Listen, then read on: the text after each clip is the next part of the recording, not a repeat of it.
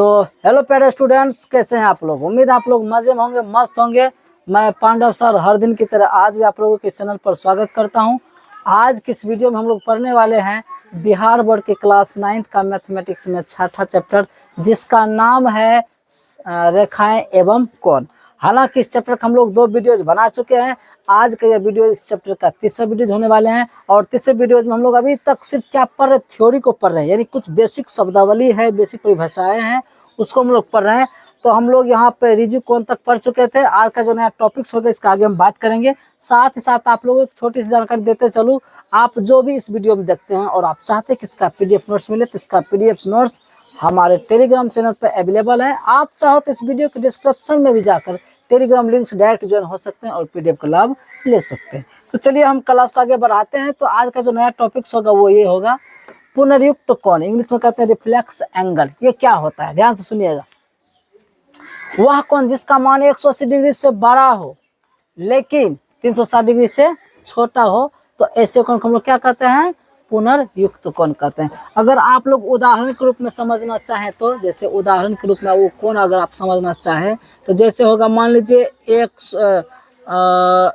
195 degree, या हो गया 230 डिग्री, या हो गया 345 डिग्री, कुछ भी, लेकिन ये 180 से बड़ा होना चाहिए और 360 डिग्री से क्या होना चाहिए, छोटा होना चाहिए। तो इसके बीच में कोई भी कोण बनेगा, 180 डिग्री से बड़ा और 360 डिग्री से छोटा, इस बीच में जितने भी कोण होंगे सब कौन कहलाएंगे, वो पुनर्युक्त कोण कहलाएंगे। इंग्लिश में बोलते हैं रिफ्लेक्स एंगल।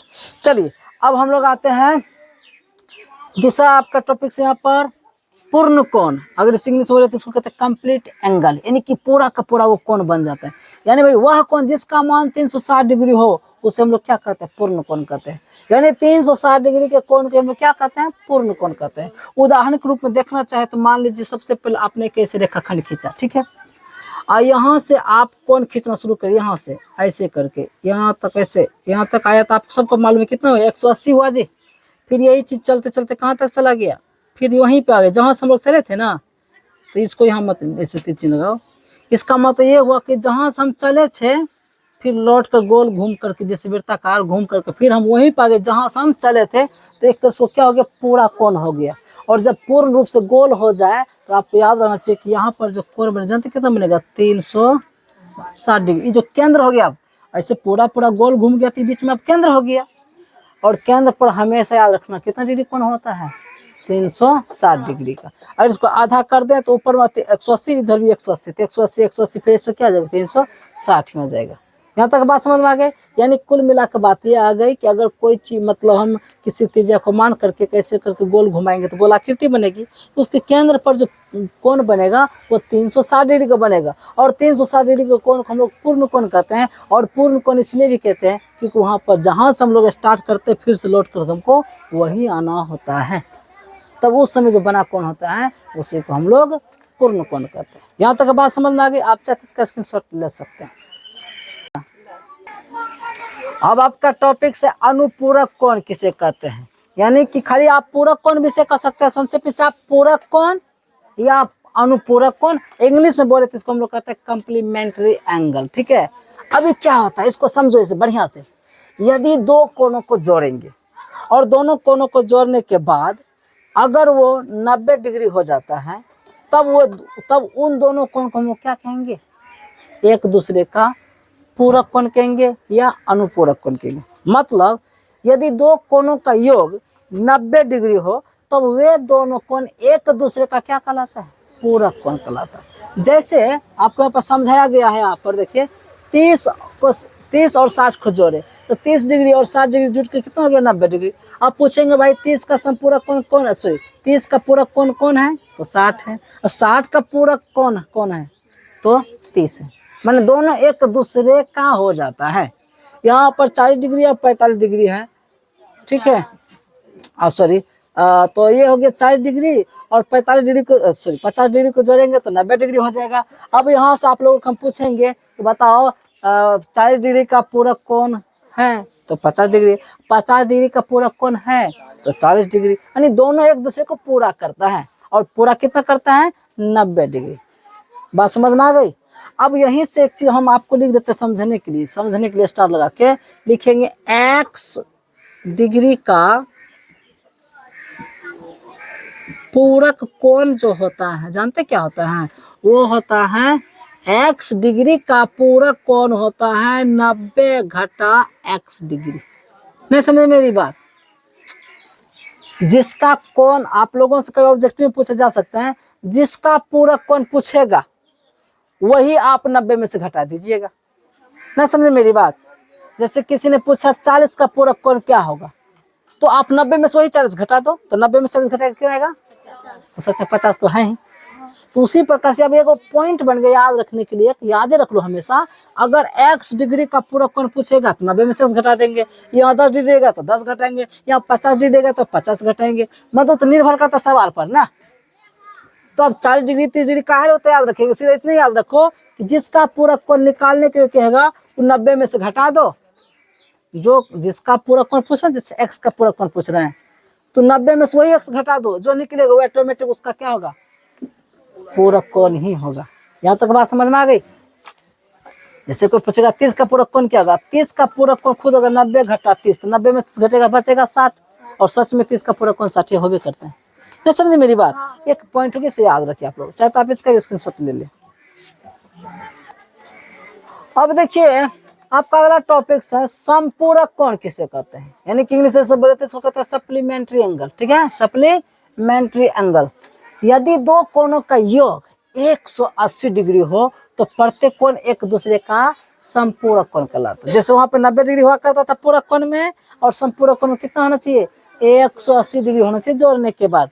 यानी अगर दो कोण को जोड़ेंगे और जोड़ने के बाद अगर 180 डिग्री आता है तब वो दोनों कोण एक दूसरे का संपूरक कोण कहलाता है। जैसे यहाँ पर हम उदाहरण दिए हैं 120 डिग्री में अगर 60 डिग्री जोड़ेंगे तो दोनों मिलकर हो जाएगा 180, तो यहाँ पर 120 डिग्री का संपूरक कोण है 60 डिग्री है, या 60 डिग्री का संपूरक कोण कौन है? तो 120 डिग्री। चलो एक पॉइंट हम यहाँ पर आपको दिखाते हैं, यहाँ पे लिखेगा और बात आता है 120 डिग्री और 60 डिग्री दोनों एक दूसरे का क्या है? संपूरक कोण। चलो ये तो छोड़ो, कोई बात नहीं है, ये तो ऐसे लिखे समझने के लिए। अब देखो यहाँ पे लिखने वाले लिखेंगे x डिग्री का संपूरक कोण क्या होगा? आप लोग खुद बताओ भाई। इस बार 180 डिग्री में से क्या घटाना है? x degree. नहीं समझे मेरी बात? जिसका संपूरक कोण पूछेगा 180 में से वही खुद घटा दो, जो निकलेगा वो उसका क्या कहलाएगा? संपूरक कोण निकलेगा। कोई यहाँ पर कठिन वाली बात नहीं, एकदम आसान है, इस चीज को आप लोग बढ़िया से समझते हैं। चलिए आप इसका भी स्क्रीनशॉट ले लें। अब देखिए आपका अगला टॉपिक है आसन कोण है बाबू, सुनो ध्यान से। आसन कोण यानी एडजेसेंट एंगल क्या होता है? यदि कोई किरण, ध्यान से सुनो, यदि कोई किरण किसी सरल रेखा पर खड़ी हो तो उनके दोनों और जो कोण बनते हैं उन्हें हम लोग क्या कहते हैं? आसन कोण कहते हैं। ये नहीं समझे तो एक और परिभाषा, बस आसान है। अगर कोई सीधी रेखा है, उस सीधी रेखा पर कोई एक और रेखा बीच में क्या हो जाए? खड़ी हो जाए, तब इस रेखा के दोनों और जो कोण बनेगी, इस दोनों कोण को हम लोग क्या कहते हैं? आसन कोण कहते हैं। अथवा वो नहीं, हालांकि समझिए गए होंगे, फिर भी दूसरा परिभाषा देख लीजिए। उभयनिष्ठ भुजा की दोनों और उभयनिष्ठ भुजा के दोनों और बनने वाले कोण को हम लोग आसन कोण कहते हैं। चलो ये भी समझ में आ गया। यहाँ पे लिखे जब कोई किरण किसी सरल रेखा से मिलती है, जब कोई किरण किसी सरल रेखा से मिलती है तो दोनों और आसन कोणों के हमेशा कितना होता है? 180 डिग्री होता है। सारी बात बताएंगे। एक सरल रेखा पर सभी कोणों का योग हमेशा कितना होता है? 180 डिग्री का कोण होता है। अब आपको हम समझाने के लिए चित्र से, अभी तक तो खाली बके जा रहे थे, अब इस चीज को चित्र के माध्यम से कंप्लीट करते हैं। ये एक क्या है? सरल रेखा है। ये क्या है?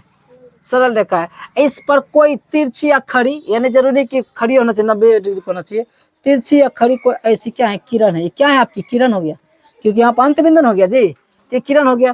तो ई कोण और ई कोण को जोड़ेंगे तो हमेशा 180 डिग्री होगा। और सुनो ध्यान से, अगर मान लो ये x है, मान लो ये क्या है? x है, और ये क्या आपका y है। ये x डिग्री है, ये क्या आपका y डिग्री है। तो दोनों को जोड़ेंगे तो कितना होना चाहिए? यहाँ पे एक चीज और लिख देते हैं, यहाँ x डिग्री तथा y डिग्री क्या है? कौन कौन है जी बाबू? आसन कोण है। नहीं समझे मेरी बात? चित्र में कते परिभाषा पढ़े लेकिन आसान है। कोई सीधी रेखा है, उस पर कोई भी किरण खींच दो, उस किरण के दोनों और जो भी कोण बनेगा वो दोनों कोण क्या है? आसन कोण है।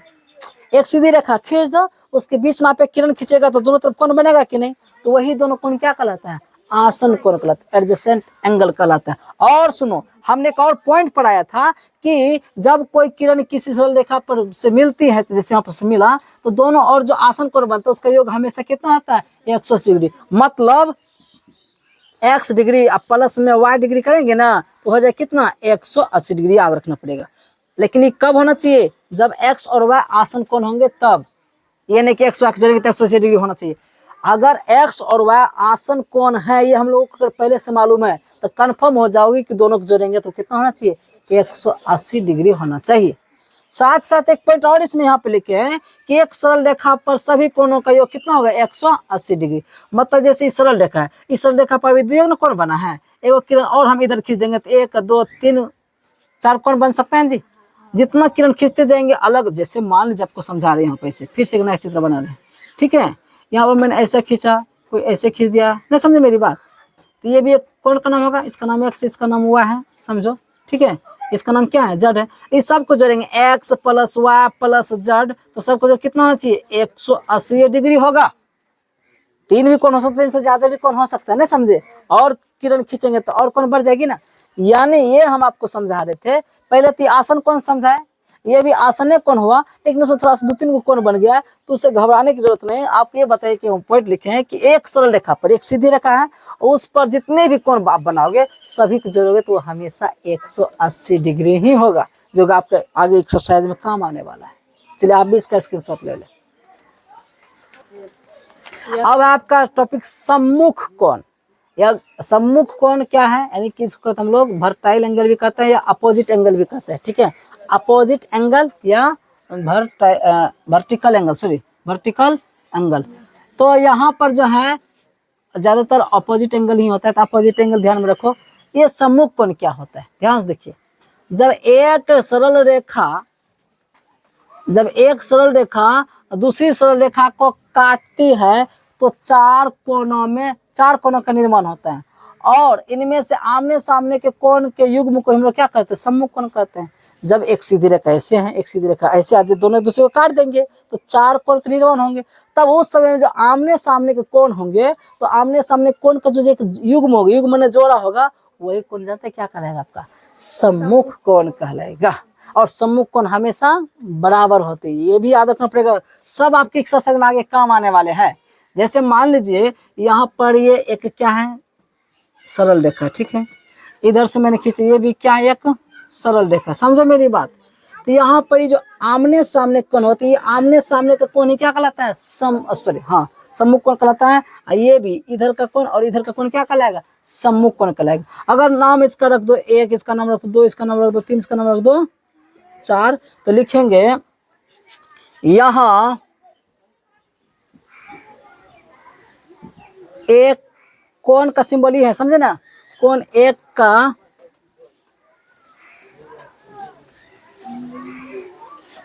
सम्मुख कोण,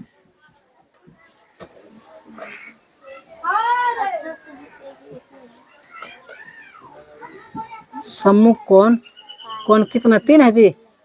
अरे भाई, कोण एक का सम्मुख कोण क्या है? 3 है ना जी। तथा कोण 2 का सम्मुख कोण क्या है? कोण 2 का जो सम्मुख कोण है वो कोण 4 है। नहीं समझे मेरी बात? अब सम्मुख कोण समझ गए ना? जब कोई दो सरल रेखा एक दूसरे को काटते हैं तो वहां पे 4 कोणों का निर्माण होता है। तब उस समय 1 2 3 4 कोण बना जी। तब उस समय आमने सामने का जो कोण आपको दिख रहा होगा, तो आमने सामने के कोण को हम लोग क्या कहते हैं? सम्मुख कोण कहते हैं। और ये याद रखिएगा, और सम्मुख कोण हमेशा बराबर होते हैं। जब दो सीधी रेखा एक दूसरे को काटे तो 4 कोणों का निर्माण होता है। उस समय आमने सामने के जो कोण दिखते हैं वही सम्मुख कोण कहलाते हैं, और सम्मुख कोण हमेशा बराबर होते हैं। तो यहाँ पे लिखे होंगे शायद, हाँ, सम्मुख कोणों के युग्म बराबर होते हैं। जो सम्मुख कोण के जोड़ा बनाओ, क्योंकि सम्मुख कोण हमेशा क्या आएगा? जोड़ा आएगा, ठीक है? आमने सामने जो एक इधर है, तो ये दोनों एक दूसरे का सामने है, एक दूसरे का सामने और वो समान भी होता है। अब कैसे उदाहरण ले, कैंची को उदाहरण ले लीजिए।